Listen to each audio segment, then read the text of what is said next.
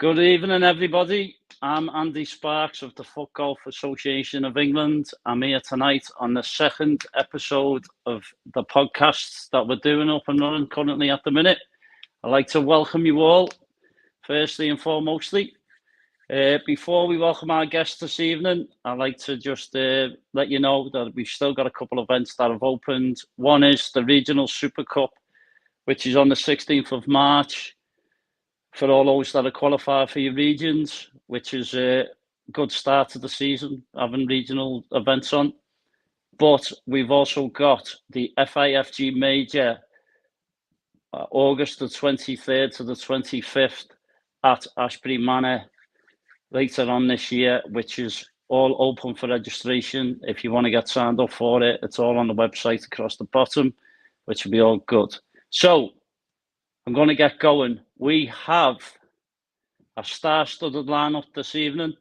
We have the England team management team with us. I'll just introduce them to you. We have with us one and only England Captain Andrew Duffy and the two vice captains, 2022 national champion Tom Spink, and also with us the southwest of Dan James, who's currently joined the national management team to get it all up and running this year. Welcome, lads. Nice to see you. Nice to see you, Andy. Cheers, thank you. Yeah. Firstly, foremostly, this is about the England setup this year. Andrew's just currently won the shootout a couple of weeks ago, which was very good to make the national team, although he is captain. Andrew, what's your thoughts and how was your day that day? Was you all excited? Yeah, left it late again. Did a similar thing last year, got injured and then didn't really get enough events in. I think I only completed 16 events of the needed 18 this year. But meant that I needed to find another way in, so we went to the shootout.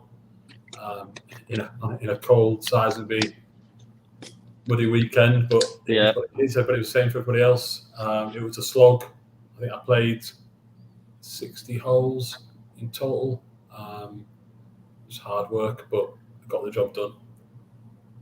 Very good. As you're one of the favourites on paper, because you are one of the top stars in England as it is, Tom, seeing you throughout the day to see how you were playing. How did he do, Tom? Yeah, it was hard to watch him, mate, in that cold. It sure was, yeah. It was very hard, yeah. No, he did well. There were rumours that he had an early night watching Ant and Dec Limitless on ITV. No, but fair play to him. He knew that he needed to step up. I could see from like the morning he was in the zone. He got there early.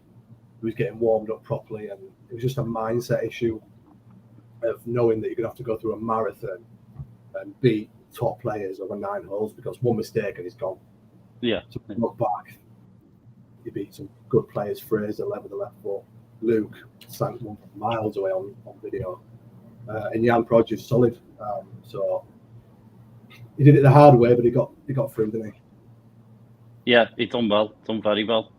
As I say, you were one of the favourites on the day. A lot of people were talking about it. So you come out on top, which is good. It's hard, but in that format, in that setup, I backed myself, obviously, of the 36 holes to make the cut of 8. But once you make that cut of 8, depending on where you fall in, that somebody could have had a good 36. Bobby Hopkinson was on fire by the looks of it. I finished second, a shot behind him in the cut, and then from there on in, it's who you land at that time and how they play. And I felt good. I thought I was playing well. I was striking the ball well, and like I say, I went head early against Jan, and then he came back at me, and then was playing well against Luke, and then met Fraser in the final. So left foot versus right foot, bit of a difference, but I just kept trying to apply the pressure and finally got over the line. Very good. Dan, as you were probably watching, because you turned up on a Saturday, now Andy's back in the England team. Do you think it makes the team and the squad stronger? Absolutely, yeah. I think Duffy's shown his class, as Tom's already said, from the start of the tournament. It's consistency all the way through. I've watched all the streams that were available on the day, and I think you can just see that level of experience that Duffy brings from the years that he's played. He's thoroughly shown that over, like you said, 60 holes, and thoroughly deserved to get himself into the England squad as a playing representative. And I think that with the way he's done it as well, showing in match play situations, clutch situations, that he can get over the line, it's only going to help us moving forwards to the Four Nations. So massive addition for us. Really, really positive. Yeah, he is. And he's been a very good player throughout the years, as we know. And he showed his class that day to cement his team and place in the team, which is good. Right then, we shall talk about the upcoming Four Nations at Ashbury Manor in May. Guys, what has it been like behind the scenes, setting everything up? And what have you been up to? I'll go first. So we've got as you can expect, we've got a WhatsApp group going, captains and the vice captains. Initial chat of what our thoughts were, and without going into too much depth, talk about players, talk about format, talk about opposition, talk about the venue. So we've covered a lot of bases. We haven't gone into too much depth at this point. Obviously, it's still a while away on what our thoughts are on partnerships exactly, or singles. But yeah, we've got a fun WhatsApp group going that lends itself to both foot golf and social foot golf, I think. Good. That's great. It's exciting as well, isn't it? I've been there with you, and everything that goes on behind the scenes is great. So, Tom, do you think the squad's better equipped than the previous squads, or is there anyone to look out for? When you think about the course that we're playing, which is Pines, it's long. It requires fitness, foot golf fitness, banging the ball a long way. And when you look at the players that were missing from the Brain Trust to now coming in, Danny Warbanks, Alan Brolier, we've got new additions, Steve Bastin, Bernie Mungine. They can hit a ball a long way, and they're valuable assets. I feel like we did miss them at Flint, and it shows how strong the squad is that 4 of them players didn't make the last one, and now they're back in. I feel like it's only positive things. Good. And Dan, as hosts of the Four Nations Cup, what do you think our chances are on the course, on the Pines course? I think we got the players, as Tom has already alluded to, with regards to distance, but not only that, it's just the experience as well. Pines at points it's a bit tricky, and we've had players that have played there already. Granted, some of the other nations have as well, but I think the style of game that our players have, it does suit to that course. So I think that we'll be well equipped once we get there to be able to put up a good show, and also with regards to having an opportunity to get there and have a practice as well as a group. I think that'll be really important for the players that haven't played there as well, and any changes that the course staff decide to make, or the Ashbury Manor decide to make greenkeepers changes they've made. So I think we've got a really good chance, to be honest. Really looking forward to it. I just think that as the season starts, it's always looking to peak for that moment, that tournament, to try and make a good fist of it. So it'll be a case of just seeing how players start the season, and for me personally, and I'm sure the rest of the players, it'll be a case of trying to peak for the right time, which will be that weekend. I'm already excited for the season, and it's almost our responsibility to get the players in good condition, be motivated and prepared for what's to come, because no mistake about it, Scotland, ever improving Welsh team, and the Irish boys as well. It's going to be a battle. And you just have to look at like the Brain Trust, and you could have to see that games were swinging with one moment at times, back and forth, and even right down to the putts in the playoff matches, that was sunk in key moments. It was really, really close. So it's going to be like that. It's going to be like that in literally every single game. So it's going to be really, really important that our players know that it's so important to be hitting the ground running, doing the work now, getting themselves mentally prepared for each and physically prepared for each game, because there will be no easy matches over that weekend for anyone. Correct, yeah. That's it. Right then, this season, you're all playing the tour this year. What are your own personal expectations of yourself?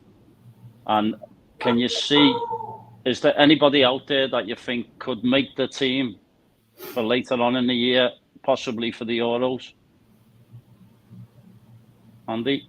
Tom? I'll go. Well, my first one's to stop Carl Baker-May winning. Yeah, that is a big positive, yeah. He's reached new heights this year. And me and Duffy were already talking after a disappointing World Cup. We just knew that he's going to hit it hard, and he had a point to prove.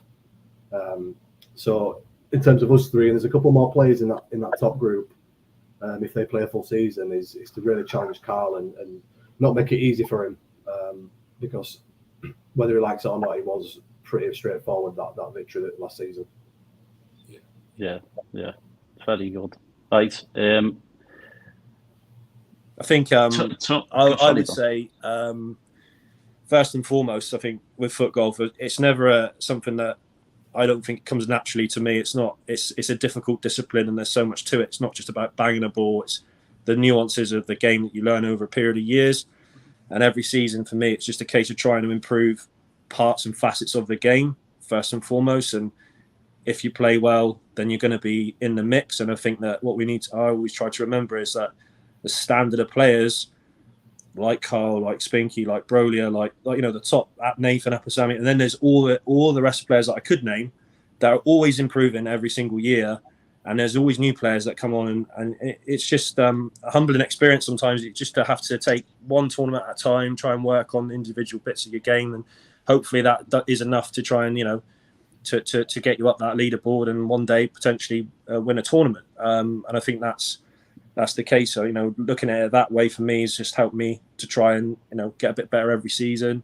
If I can do that, then I'm happy. I'll always try and compete, because that's the sort of person I am. But I think that's just trying to improve parts of your games the way that I like to look at it. And then if we can compete with the top players, then that's a bonus. Yeah, that's it. I'd like Andy just to complete a full season. I guess for me, you have to get that. You have to get that in. For all of us, really, but for us three, we've got to look at it two different ways. So from a playing perspective, I think probably my goal is see a season through. I've been injured 2 seasons ago, which put me out for a while, and then just scraped the barrel of getting into the England team. And then this season again, I think Tom will tell you that it's me having too many holidays, but just struggling to fit the 18. I know the format's changed slightly this year. It's your best 12, so that might suit me a bit better, which we'll see. But I think, as Tom said, trying to compete. Carl last season was a law unto himself.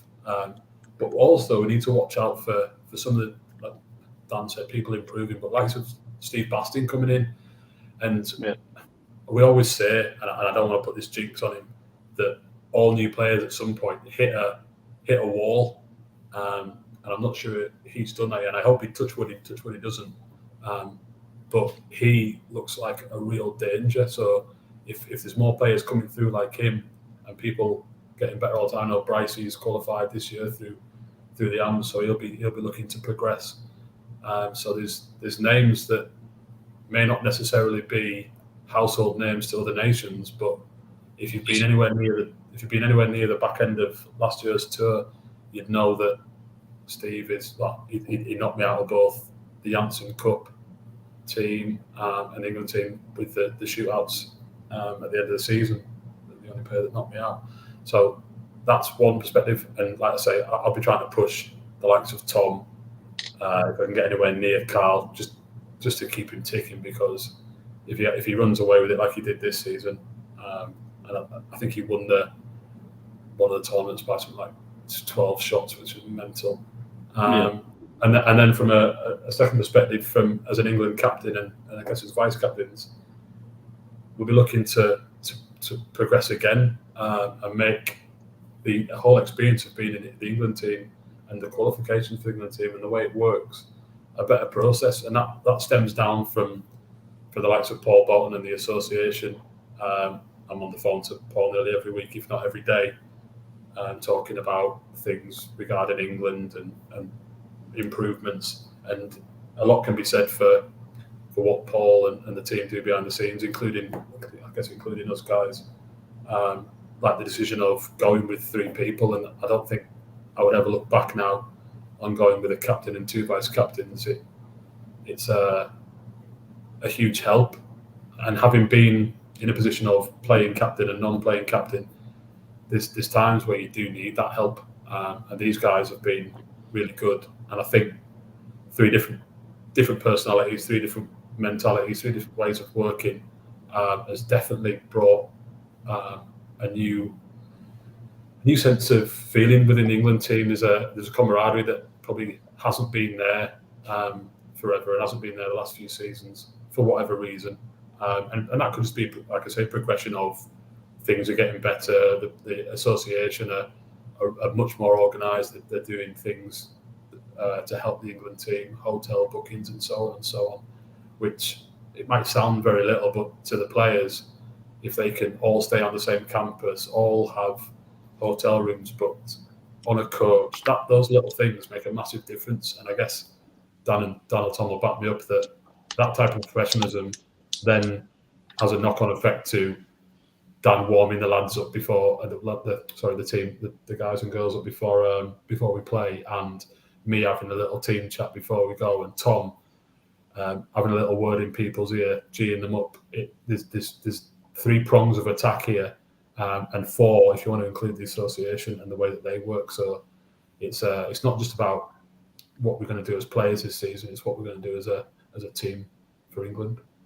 I think it's I use the old Dave Brailsford saying marginal gains, but I think that what we need to when you're at that level, having had some experience previously in a different discipline, is international level, is that those little things, they all add up over a period of time, and like you said, like Duffy said about the association. I mean, that was my first tournament at the Brain Trust.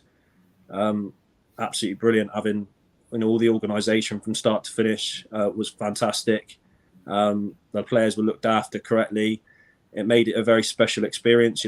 Representing the country is an honour at the end of the day, and it's something to cherish and to be a part of it. We're in such a positive light. So I thought the tournament and the players were really together over the course of the weekend.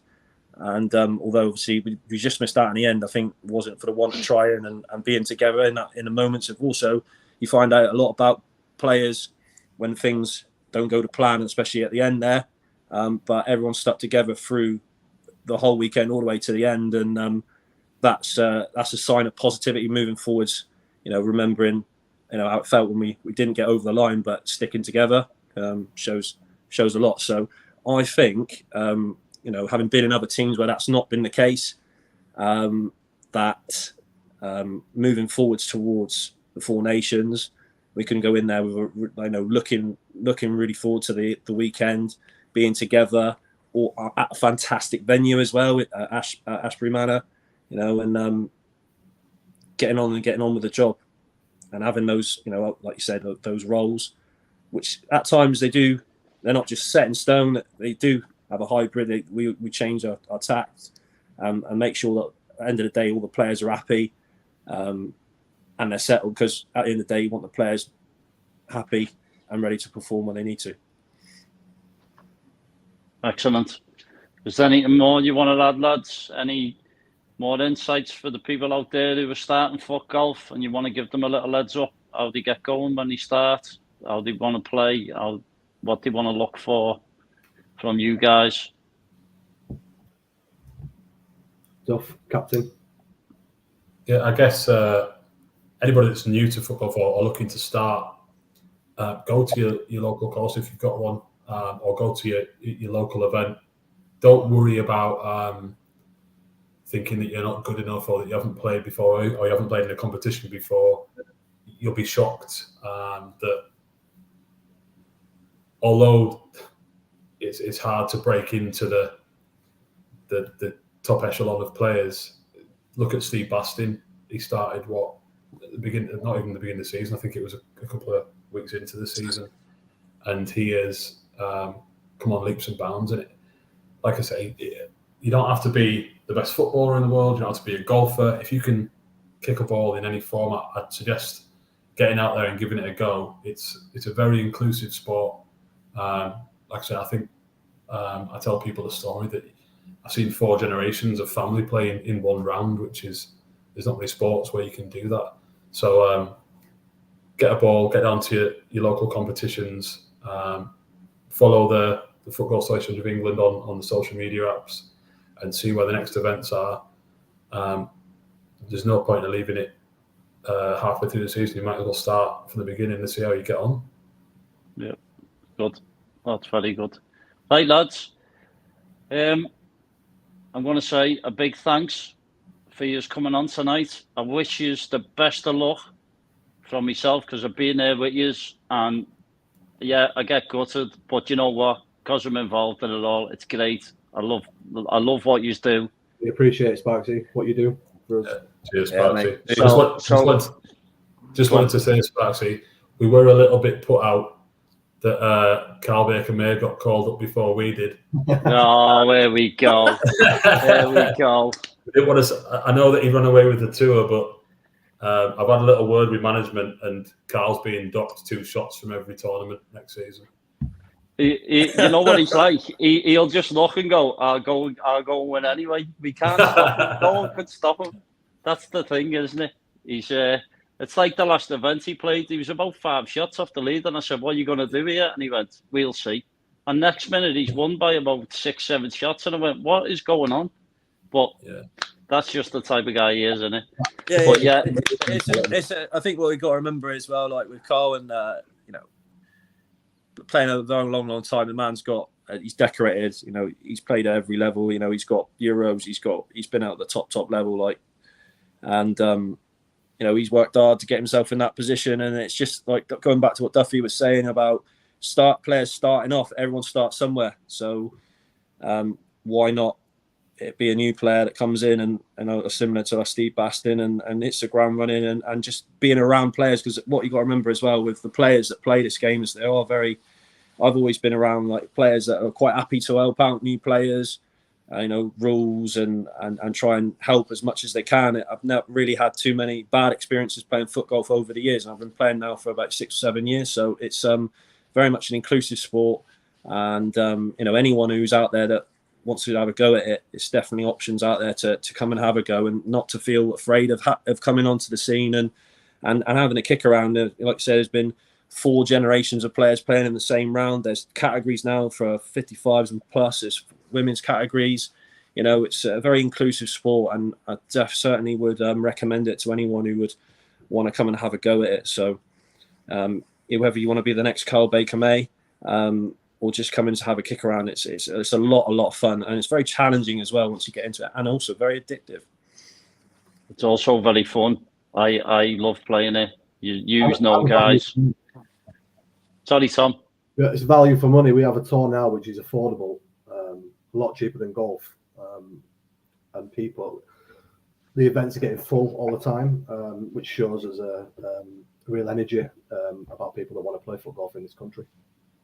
Yeah, I mean, like doing this, we started the podcast off, gives a lot of people who don't know what foot golf is a little insight to it. But just speaking to you here and what you are doing with the England setup, people must be watching thinking, do you know what? I can do this. I can get into the teams, into the squads, try my best.